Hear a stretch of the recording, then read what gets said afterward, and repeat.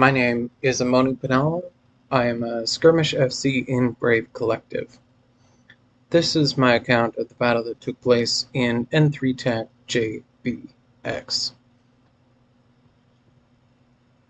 It was still morning on a Saturday by EUTC reckoning, and we got intel that Fraternity was revving up for a fight over a Fortizar in Scalding Pass. I volunteered to do support work.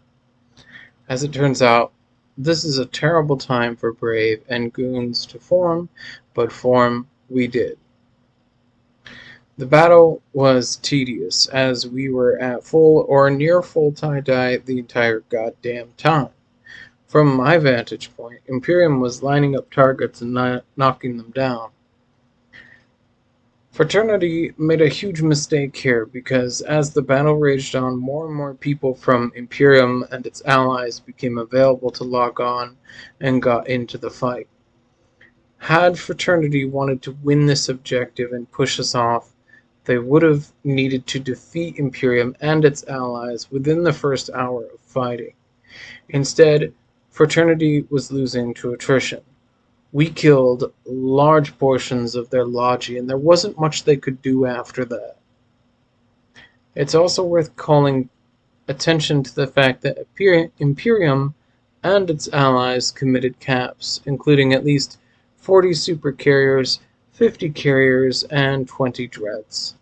Fraternity could not field a capital fleet with any notable numbers, and Horde had no capital fleet left after abandoning Ketch and Impasse. To make up for this, Fraternity fielded subcap fleets that were significantly better than what Imperium and its allies had brought. The three main fleets were a Nightmare fleet from Horde, a Barghest fleet from Fraternity, and a mixed Fraternity-Horde fleet comprised of Zealots and their support ships. I spent most of the fight killing Guardians and Zealots. As you can see from the footage, a lot of Zealots were partially damaged by the time our Ferox navies were able to lock them up.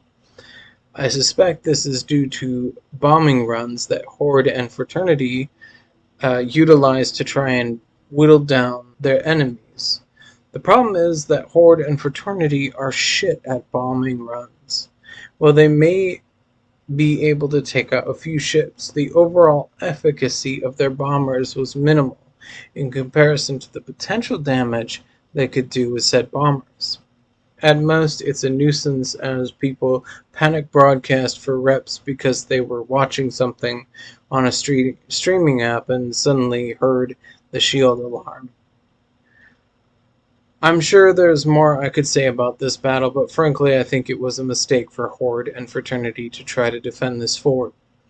This was a poorly executed defense, and I'm not sure there was a clear path to victory for them.